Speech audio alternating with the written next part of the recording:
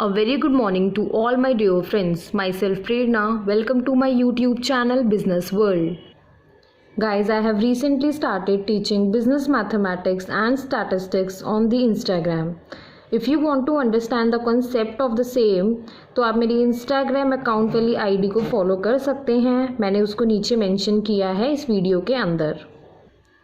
Let's come to the business studies now. So today we are going to discuss part 9 of chapter 2 class 12th business studies named Principles of Management. See guys, जो part 9 है that deals with the principle of order. Again it is a principle which is given by the Henry Fayol. अब हमें समझना ये ज़रूरी है कि यहाँ पर ऑर्डर का क्या मतलब है. फाइन. ऑर्डर का मतलब यहाँ पर किसी को कमांड देना नहीं है ऐसा करो ऐसा करो ऐसा करो. नो, यहाँ पर ऑर्डर का मतलब है अपनी ऑर्गेनाइजेशन में हर एक चीज़ को एक प्रॉपर प्लेस पे रखना, हर एक पर्सन का एक प्रॉपर डिपार्टमेंट होना. फाइन.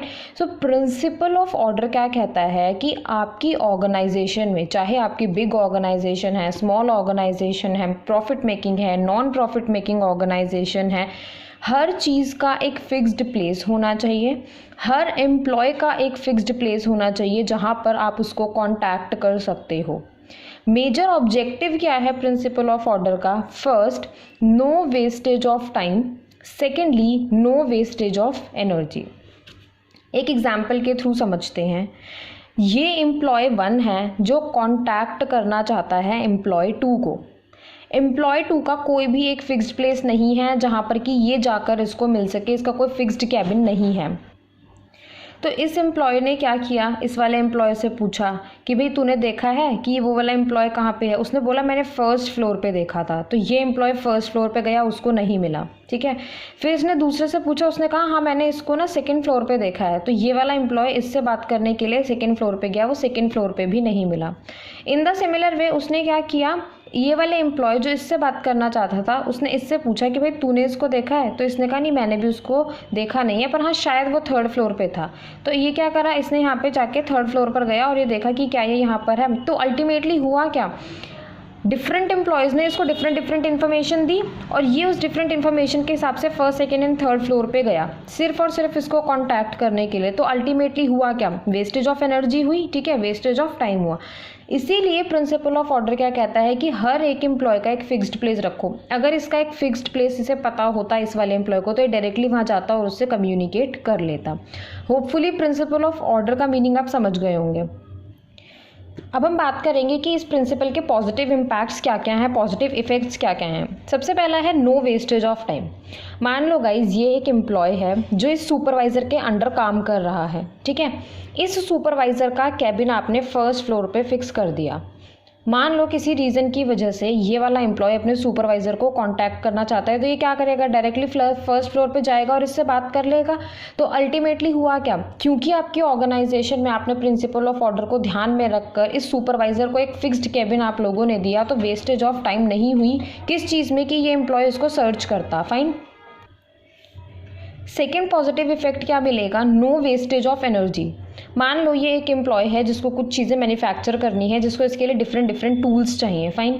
अब आपने क्या करा, टूल बॉक्स के अंदर ही सभी टूल रख रखे हैं. तो अल्टीमेटली होगा क्या, जब इस एम्प्लॉय को जितने भी टूल्स की ज़रूरत होगी डायरेक्टली टूल बॉक्स पे जाएगा. ठीक है. टूल बॉक्स के वहाँ जाकर वहाँ से क्या करेगा, टूल्स उठाएगा और मैन्युफैक्चरिंग करना स्टार्ट कर देगा, रिजेंबलिंग करना स्टार्ट कर देगा. तो अल्टीमेटली होगा क्या, चीज़ों को ढूंढने में इसकी एनर्जी वेस्ट नहीं होगी. सो सेकेंड पॉजिटिव इफेक्ट क्या है, no wastage of energy. Third क्या है, systematic working in the organisation. देखो, जब आपने प्रिंसिपल ऑफ ऑर्डर अपनी ऑर्गेनाइजेशन में अप्लाई किया तो अल्टीमेटली आपने किया क्या, हर एक चीज़ और हर एक पर्सन को आपने फिक्स्ड डिपार्टमेंट दे दिया. ठीक है. हर एक एम्प्लॉय का जब फिक्स्ड डिपार्टमेंट होगा, हर चीज़ जब अपने प्लेस पे आपकी ऑर्गेनाइजेशन में होगी, तो अल्टीमेटली क्या होगा, आपकी ऑर्गेनाइजेशन में एक सिस्टमैटिक मैनर में फंक्शन होगा. Timely completion of task.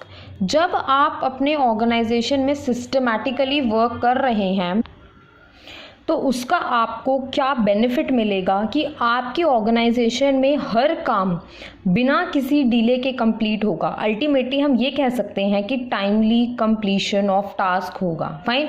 तो अगर हम प्रिंसिपल ऑफ ऑर्डर को अप्लाई करते हैं तो हम लोगों को 4 पॉजिटिव इफेक्ट्स उसके मिलेंगे। First is no wastage of energy, secondly no wastage of time, third is systematic working in the organisation and fourth is timely completion of task.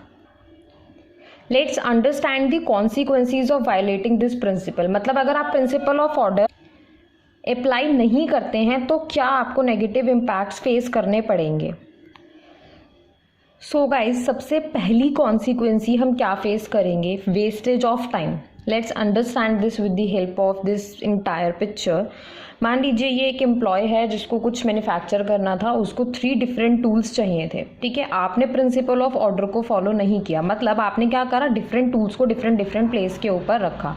अब हो क्या रहा है, अगर उसको टूल 1 चाहिए तो वो इस डायरेक्शन में जाएगा, टूल 2 चाहिए तो वो इस डायरेक्शन में जाएगा, टूल 3 चाहिए तो वो इस डायरेक्शन में जाएगा। अल्टीमेटली करेगा क्या, वेस्टेज ऑफ टाइम होगा डिफरेंट जगह जाके टूल कलेक्ट करने में। So the very first consequence that you will face is wastage of time.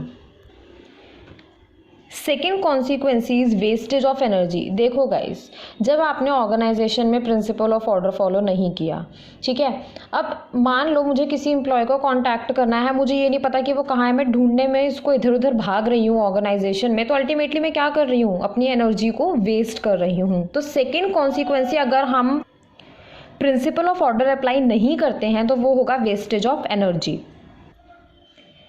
Third consequence that you will face is no systematic working. जब आपके ऑर्गेनाइजेशन में कोई ऑर्डर ही नहीं है तो सिस्टमैटिक वर्क कहाँ से करोगे। फाइन।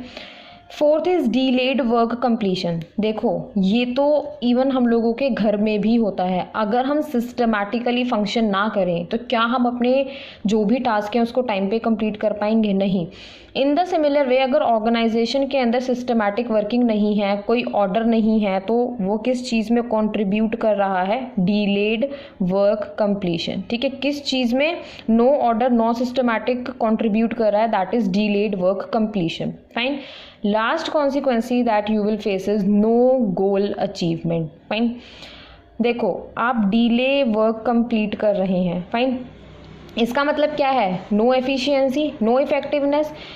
एफिशिएंसी और इफेक्टिवनेस तो क्या है, बहुत ही ज़रूरी है हमारे गोल्स को अचीव करने के लिए, पर क्योंकि आप काम को टाइम पे कंप्लीट नहीं कर पा रहे हैं इसीलिए कोई एफिशिएंसी एंड कोई इफेक्टिवनेस नहीं है, इसीलिए क्या होगा, टाइम से गोल भी अचीव नहीं हो पाएगा। फाइन। तो अगर हम प्रिंसिपल ऑफ ऑर्डर को फॉलो नहीं करते हैं तो हम ये सभी कॉन्सिक्वेंसीज को फेस करेंगे। इसीलिए हमारे लिए ज़रूरी है कि हम उसके पॉजिटिव इफ़ेक्ट्स को ध्यान में रखकर प्रिंसिपल ऑफ ऑर्डर को अपनी ऑर्गेनाइजेशन के अंदर ज़रूर से ज़रूर अप्लाई करें। होपफुली गाइज आपको आज का टॉपिक समझ आया होगा। If you like my video then please don't forget to like, share and subscribe.